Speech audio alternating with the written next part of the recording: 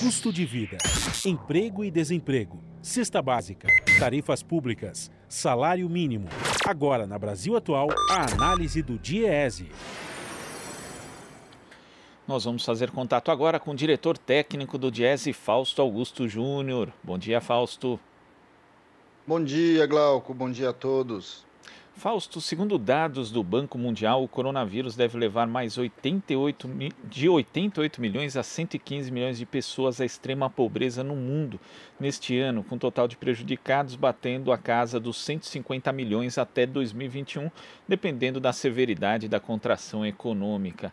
Mas isso, inclusive, deve afetar de forma mais séria países que têm uma taxa de pobreza já elevada, não, Fausto? Sim, Glauco, esse é o primeiro dado que a gente tem aí em referência ao aumento da pobreza. É um estudo importante aí do Banco Mundial. E vamos lembrar aí do que nós estamos falando, né? Nós estamos falando de pessoas que vivem com menos de 1,9 dólares aí por dia, né? Ou seja, é uma quantidade bastante limitada de recursos, algo que coloca para a gente uma série de questões. Alguns indicadores, né, com algumas razões estão colocadas por conta desse aumento da pobreza. Uma delas é a própria queda da economia em geral no globo em virtude da pandemia. A pandemia, de certo modo, ela coloca uma série de países em dificuldades econômicas em geral, em especial países de renda média como o Brasil. São países que têm já uma distribuição de renda bastante ruim, são países que já têm muita dificuldade de lidar com a pobreza, ou seja, têm dificuldade de lidar ali, de caminhar no sentido de mitigar as consequências dessa pobreza, e a pandemia pegou em cheio esses países. Bem, não é difícil a gente perceber, porque a gente está vivendo uma realidade nesse sentido aqui no Brasil, uma taxa de desemprego que cresce, uma renda que cai, e que a gente ainda vai sentir mais para frente, muito provavelmente, o impacto mais efetivo disso, com o fim do abono emergencial, já com a sua redução ao longo dos próximos meses, o que, de certo modo, coloca para nós enormes desafios enquanto sociedade. A questão é que, do outro lado, que a gente também está vendo, é uma elevação da riqueza, o número de bilionários aumenta, o número de riqueza na mão desses bilionários aumenta, colocando para nós alguns dos desafios, talvez, aí, em relação à nossa civilização, que é de como que a gente pode produzir riqueza e como que a gente vai distribuir essa riqueza melhor para a melhoria do conjunto do globo. A lógica de desenvolvimento que nos está colocada, ela não leva em consideração a distribuição da riqueza, não leva em consideração o bem-estar social em geral e não leva em consideração a questão do meio ambiente e da preservação. Esses são debates que estão colocados para todos nós agora. Creio que faz parte da pauta a gente pensar aí o chamado século XXI, e que, de certo modo, a pandemia coloca para nós desafios que já estavam colocados, mas com ela agora eles se agonizam e se colocam na nossa frente para ter que resolver de alguma forma.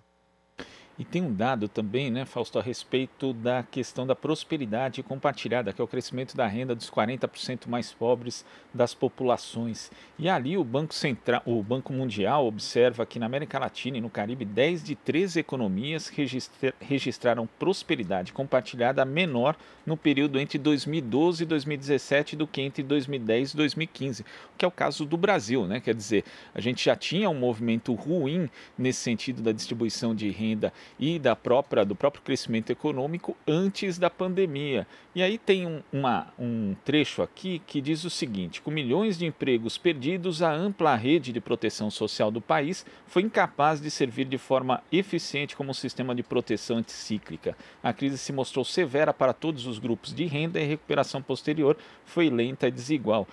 Quer dizer, Fausto, nesse contexto, com uma equipe econômica que defende a tese do Estado mínimo, e é um momento que a gente precisa muito do Estado, fica difícil promover uma recuperação de fato aqui no Brasil?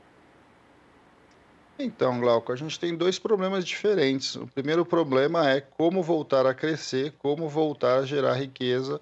Eu acho que esse já é um dado. O Brasil voltou para os crescimentos em torno aí um pouco acima de 1%, em torno de 1%, ou seja, um crescimento econômico que é incapaz de melhorar a condição média da população. Esse é um problema já colocado, ele já estava colocado antes da pandemia. Mas ele não é nem o problema central, né? Porque essa falta de crescimento, na verdade, ela de certo modo não tá, ela de certo modo não consegue se acoplar ao desenvolvimento social. O Brasil tem uma capacidade, o Brasil e a América Latina em geral, ele mesmo quando cresce, ele não consegue distribuir renda e ele não consegue melhorar de fato a vida média da sua população. Eu acho que esse é um debate que a gente precisa trazer. De certo modo, todos os nossos indicadores mostram que, na verdade, o que de fato coloca uma melhoria para a população é a ampliação da rede de proteção social e a ampliação dos direitos sociais em geral, e aí passando pelos direitos, passando pela execução aí dos serviços públicos. Nós estamos falando de aumento de melhoria, aumento da saúde, de melhoria, aumento da educação, de melhoria, aumento da assistência social. Se a gente não de fato, não faz um investimento nesses setores, de certo modo é muito difícil você reduzir essa desigualdade, minimamente construir um pacto que melhore a vida da população em geral. Com a proposta, inclusive, que o atual governo coloca, na verdade vai no sentido oposto disso, porque ele começa um processo de redução desse Estado, de retirada de um conjunto de direitos, em especial da redução, de fato, dos serviços públicos e da capacidade do Estado de prover esses direitos. Quando você pega os trabalhos, quando você pega os indicadores, o que a gente vê é que a concentração de renda no Brasil ela é alta. Quando você coloca, né, o indicador ali da tributação, a nossa concentração de renda aumenta, ou seja, a nossa tributação ela é regressiva, e ela diminui quando você coloca ali as consequências, em especial dos direitos sociais em geral, mas em especial saúde, educação e previdência social. Quando você coloca dentro da curva esses três indicadores, esses três serviços, é por eles que a gente vê a nossa desigualdade diminuir. E não é à toa que é exatamente nesses serviços que a gente está vendo a desconstrução do Estado. Não é verdade que a desconstrução do Estado se passa por trazer e construir um Estado mínimo. É um Estado mínimo para os pobres, porque para os ricos esse Estado continua grande, esse Estado continua amplo, ele continua colocando uma parte grande de recursos que é tirado dos mais pobres, passando para os mais ricos. E isso a gente vê, de novo, insistindo no crescimento dos bilionários, em especial aqui no Brasil. Também tem essa curva ascendente, em que cada vez mais você cria bilionários e cada vez mais esses bilionários ampliam sua riqueza, mesmo dentro de um cenário de pandemia como a gente tem assistido. Tá certo, Fausto. Muito obrigado pela sua participação aqui no Jornal Brasil Atual e até a próxima. Até a próxima, Glauco. Bom dia a todos novamente. Bom dia.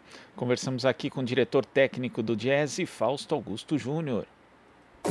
Você está ouvindo Jornal Brasil Atual. As notícias que os outros não dão.